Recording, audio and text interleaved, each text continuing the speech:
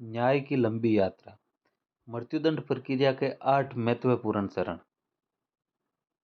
मतलब किसी पर अगर हत्या का आरोप लगता है तो वो किस किस चरण से गुजरता है। नंबर 1, सबसे पहले FIR होती है, फिर गिरफ्तारी होती है। धारा 173 BNSS के तहत FIR होती है। हत्या के मामले में पुलिस प्राथमिकी दर्ज करती है एवं आरोपी को गिरफ्तार करती है। हत्या जैसे मामले में, गंभीर मामले में 1 से 2 दिन में गिरफ्तारी हो जाती है, लेकिन कई बार आरोपी अगर फरार हो जाता है तो उसमें समय भी लग जाता है। Number 2, chargesheet. पुलिस जांच करती है और जांच पूरी होने के बाद चार्जशीट बनाकर कोर्ट में पेश करती है। धारा 193 BNSS के तहत पुलिस द्वारा जांच पूरी होने के बाद कोर्ट में चार्जशीट दाखिल की जाती है एवं मुकदमा शुरू होता है। नंबर 3, ट्रायल और सजा। धारा 101 BNS के तहत। ये जो धारा 101 है वो IPC की धारा 302 थी पहले। सेशन कोर्ट के तहत सुनवाई होती है एवं आरोपी को सजा सुनाई जाती है और 6 महीने से 2 साल के भीतर कोर्ट की कोशिश रहती है कि आरोपी को सजा हो या इस मुकदमे का फैसला हो।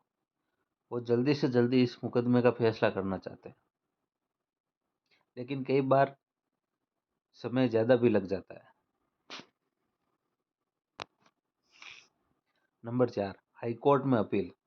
हाईकोर्ट में अपील धारा 145 BNSS के तहत होती है। सेशन कोर्ट में अगर आरोपी को सजा हो जाती है तो आरोपी के द्वारा हाईकोर्ट में अपील की जा सकती है सेशन कोर्ट के फैसले के खिलाफ। सेशन कोर्ट के फैसले के खिलाफ दोषी उच्च न्यायालय में अपील कर सकता है सजा होने के 6 महीने से 1 साल के भीतर। नंबर 5, सुप्रीम कोर्ट में अपील। धारा 420 BNSS के अनुच्छेद 136 में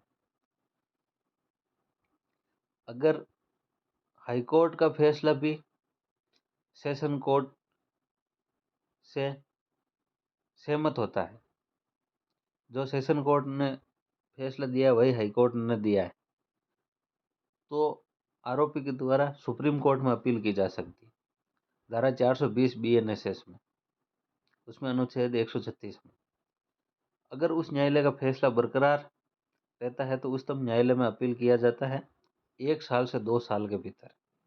फैसला होने से 1 साल से लेकर 2 साल के भीतर अपील की जा सकती है।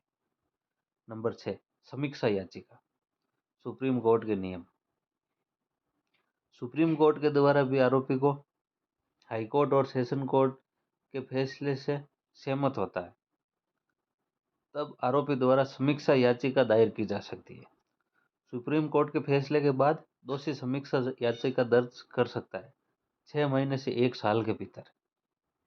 6 महीने से 1 साल के भीतर। क्यूरेटिव याचिका। सुप्रीम कोर्ट के नियम। समीक्षा याचिका द्वारा भी अगर वही फैसला रहता है तो क्यूरेटिव याचिका लगाई जा सकती है। क्यूरेटिव पिटीशन एक आखिरी उपाय है जो सुप्रीम कोर्ट के फैसले में त्रुटियों पर ध्यान देता है। अगर सुप्रीम कोर्ट से भी अगर कोई गलती हुई है तो क्यूरेटिव याचिका लगाई जा सकती है और अगर सुप्रीम कोर्ट में कुछ त्रुटियां रही है तो उनमें सुधार किया जा सकता है। 6 महीने से 2 साल के भीतर हम क्यूरेटिव याचिका दायर कर सकते हैं। फिर नंबर 8, दया याचिका। अगर इन सभी का एक समान फैसला है तो दया याचिका लगाई जा सकती है भारतीय संविधान अनुच्छेद 72 और 161 के तहत। 72 तो राष्ट्रपति के लिए है और 161 राज्यपाल के लिए। दोषी राष्ट्रपति अनुच्छेद 72 या राज्यपाल अनुच्छेद 161 के तहत दया याचिका दाखिल कर सकता है 6 महीने से 2 साल के भीतर। इसमें राष्ट्रपति के द्वारा सजा को माफ, सजा को कम किया जा सकता है। माफ का मतलब यह नहीं है कि एकदम पूरी तरीके से माफ हो जाए,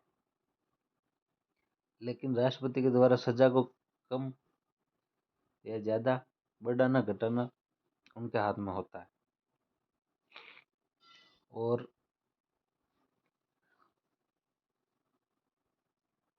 राष्ट्रपति के द्वारा किसी की सजा को माफ भी किया जा सकता है। अगर कोई आरोपी है जो कुछ समय जेल में रहा है और राष्ट्रपति उसके आचरण को देखकर सजा माफ की जा सकती है या माफ कर सकते हैं।